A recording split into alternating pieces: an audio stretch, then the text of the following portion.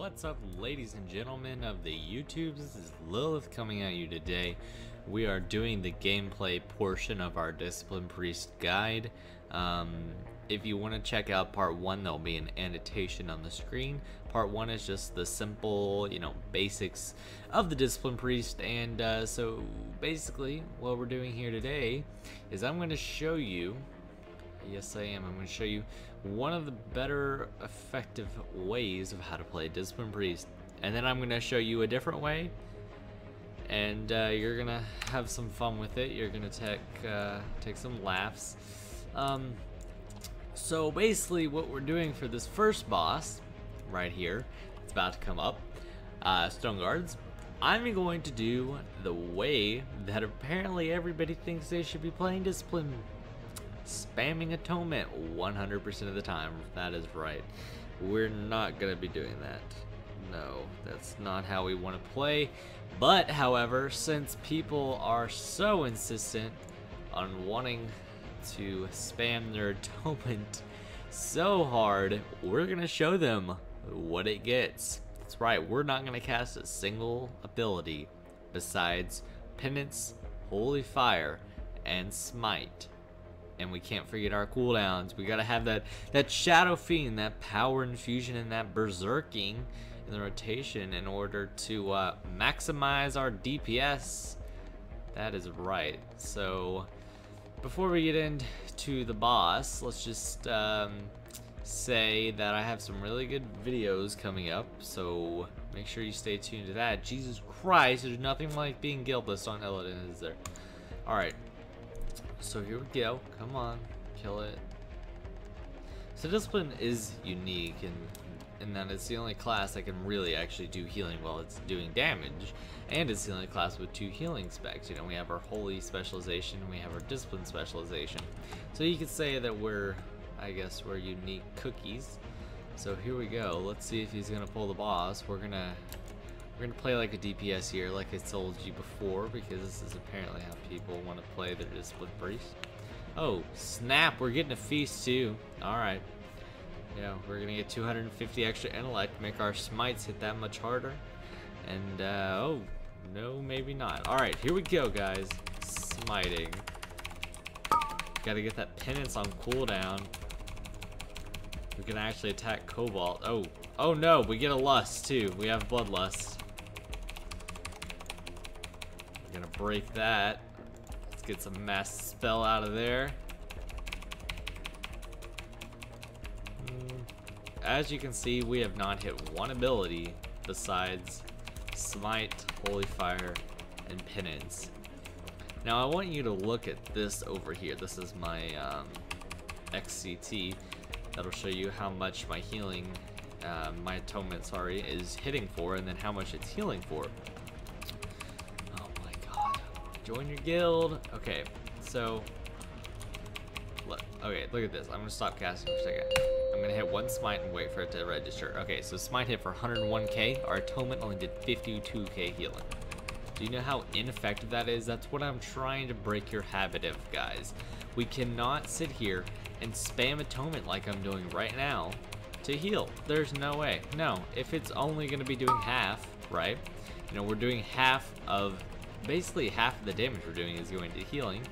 That's absurd. Why would we do that when we have other tools in our arsenal that can actually heal for a decent amount? It is ridiculous. There's no reason that we should be doing this. And even though I'm DPSing, apparently this boss isn't gonna die. Alright, so let's just open up the meters here while we're in combat and look how much damage I'm doing. Look at that. Damage. Lilith. Number 2. 76k. That is just pitiful. These people should feel ashamed of themselves. They really should. And look at the healing right there. Just look at the healing breakdown right now. Yeah, we're doing a decent amount of healing. That does not mean that Atonement is effective, guys, because the thing about Atonement is that it's a smart heal. Now, no other healer can have a smart heal that when they just hit one button and damage the boss, it's gonna heal, one of the lowest health members of your raid group. That's not how it's gonna, help us. So what we really need to be focusing on, and I'll go into this once we actually get into Fang, is preventive damage. These, see this cooldown, or sorry, not cooldowns, we have our big wigs raid timers. That's right, we are going to be focusing an awful lot on what is coming up. I went over this in the basic guide as well, but basically we just want to be thinking about what's coming in the next 15 seconds that I can prevent damage from, or what's happening in the next 10 seconds that I can prevent. Because Discipline Priest, we can heal quickly, heal people up quickly, but not as quickly as any other classes. And even as a hot class, any healer class, you want to be making sure you're focusing on that damage before it comes out. So once we get to Fang, you'll see, okay, Epicenter's coming in 13 seconds. I'm going to start my Spirit Shell now. Or if you're, you know, a Resto Druid, this is a bad example, but if you're a Resto Druid, I'm going to start throwing Rejuves out 10 seconds beforehand so that I can get them out as the damage is coming in. Because we don't want to be there after the damage has happened. We're too late after that. It doesn't matter after the damage goes out, guys. That is what I'm trying to focus on. So let's see what happens after this boss dies. Alright, look, from hitting 3 buttons, let's see, I get 108 gold, 33 silver, and 13 copper. Very nice. Alright, so let's go to Scott. Let's look at the breakdowns here. Damage, Lilith. Smite, 7 million damage. Penance, 4.5 million damage.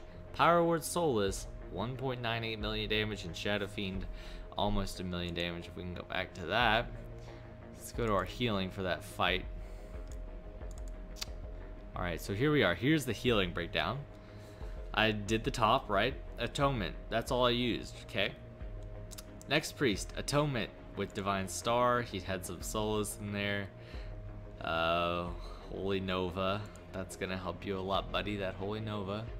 Very nice, very nice. Okay, so let's go here. This is a Holy Priest that actually did healing. 17 million, or 17,000, right? And then here we are. We did 51,000 healing per second with 4 total heals. That's ridiculous. It's stupid. Because if we were doing the amount of healing we could have been doing with not using Atonement, we could have done upwards of 100, 120, 130,000 healing per second. You know, keeping that rate alive. People died during that fight, yeah, because it's LFR, obviously. I don't mean to switch specs. But as you can see, from hitting those 4 buttons, I guess it was 4, right? God, I can't switch specs. Come on. We topped the healing meters and the damage meters. That's absurd. There's no reason that a healer should be able to do that. That is stupid. Stupid. If you're one of those priests, you log on your priest or whatever, and you go into LFR and you just spam Atonement, you do your normal mode raids, you spam Atonement, I hate you. I really do. I hate you with my guts because you're stupid for doing that. You are stupid. You want to weave Atonement into your healing priority. You know, like anything else, it's the bread and butter, the cornerstone of the discipline spec, but that does not mean that we have to constantly be using it every freaking second of our waking moment over any other spell. There's no reason we should be doing that at all. There's not, guys. So let's see if we can help with the trash and shadow spec, because I apparently didn't spec. Okay, let's not pull the boss with Halo though. Oh lord. Okay. Alright, so let's switch. I don't want to say that. God, please. Hold up, I need mana. Oh, you didn't even let me spec out of Divine Star. Fine. Alright, so here we go.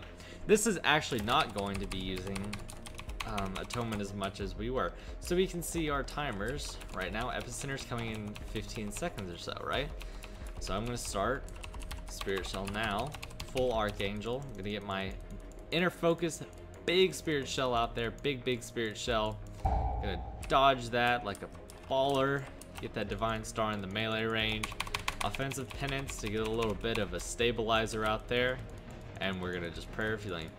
Now, excuse me, one thing that is very controversial at the moment is prayer of healing, because every other class, they don't have a mechanic like this, except for Resto Druids. Really, they have wild growth, which affects you know, 5 people, 5-6 people, but Discipline Priests, we're affected based on the group, who is in our party. And this really hurts us if, you know, we go into, I don't know, Dark Animus LFR or something, you know, or, you know, you're in a normal mode raiding guild and they don't see the importance of groups with a priest healer, and so they put everybody on your side in, like, different groups, like 4 different groups, right? And you're the only person on their side. And so here we are, we're gonna prevent this damage with Spirit Shell while it's coming out. And so you're in different groups. What you want to do is ask the raid leader, hey man, these people are on my side, put them in my group so I can heal them with prayer of healing effectively, and I don't have to just sit there and spam bubbles or sit there and actually cast greater heals. Now obviously yes, you can do that, but there's no reason to, when they can be in your group and you can be using one of your more effective spells.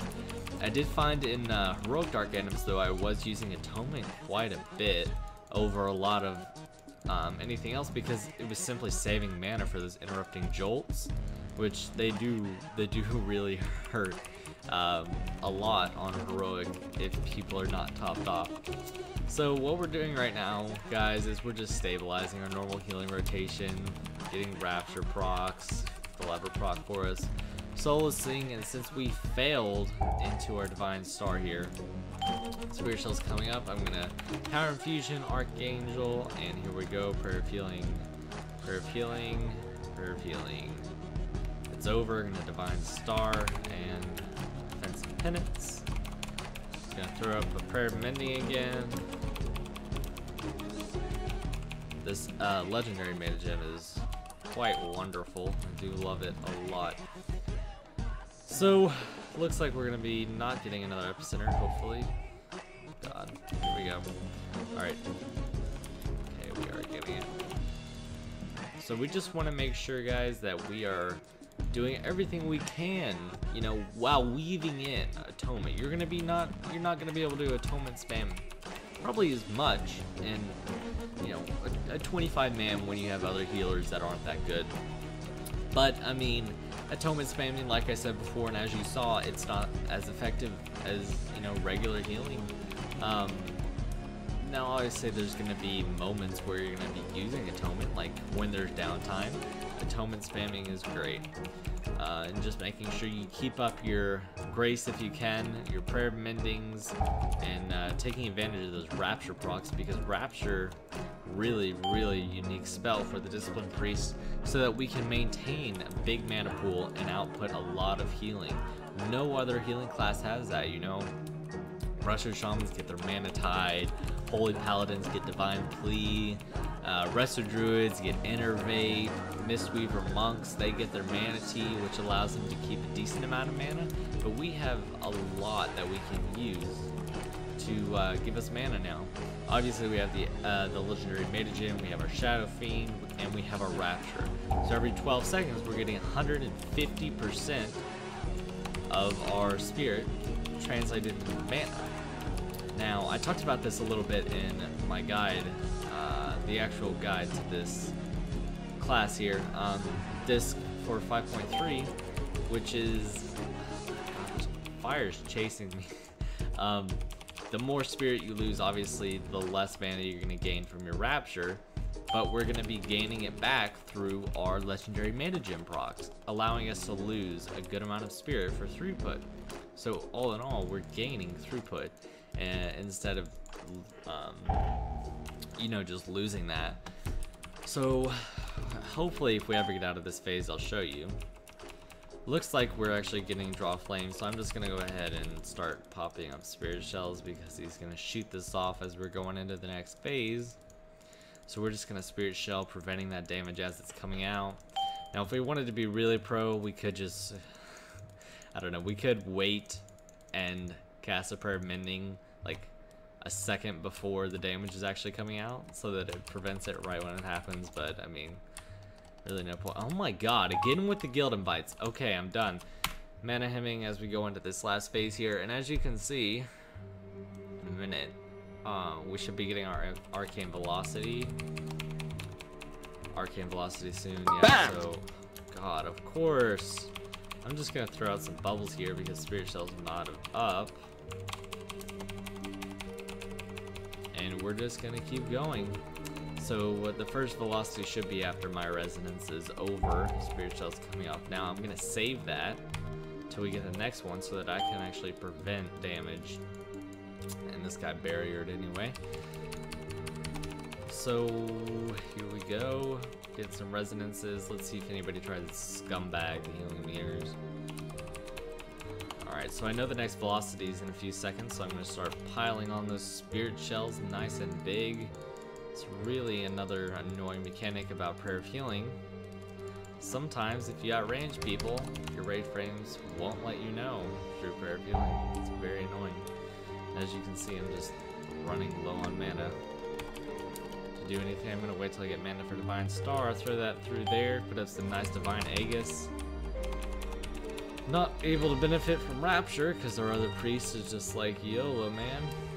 It's alright, the boss is almost dead anyway. Coming out of this, just gonna stabilize a little bit. Let's try and be pro and stand against the wall here. Alright, we all know that one scumbag that likes to run resonance through the middle of the raid, don't we? Shadow Fiend's finally up. But our Spirit Shell isn't. Eventually you'll be able to get your muscle memory trained to where you know Spirit Shell's coming off of cooldown. Like right now I know it's off cooldown, but we're not gonna get another velocity hopefully, because the boss should be dead. And just for fun, I'm gonna run resonance into the middle of the melee and hopefully kill everybody. Yeah, there we go. That's me. Alright, so let's compare this healing. As you can see, we use like 12, 13 spells. Top one Divine Aegis on this fight. Let's go to healing. Overall, for this, we're gonna go to current fight. As you can see, guys, Atonement just does not compare to any other form of healing. We did 87,000 healing per second. Next highest was 33. So Atonement would have been doing about 51,000 again on this fight. So as you can see, I just wanted to show you guys a little bit of the gameplay of the Discipline Priest and two different styles that people are talking about these days. And as you can see, guys, regular healing and Atonement just do not compare. Atonement is not scaling well right now in terms of just sitting there and spamming it, because we need those other spells that we have available to us. So I just wanted to show that to you guys, and hopefully you guys can get a little better idea of what you should be doing with your Discipline Priest. Like I said, I have some great videos coming out soon. I've got about 10 to 15 great ideas that'll be pushing out over the next few days. I hope to put up a video every day. But for now, just thumbs up if you liked it, thumbs down if you didn't like it, comment, subscribe, tell me what you didn't like or what you liked. So thanks guys, and have a great day. Summon U.S. Illidan.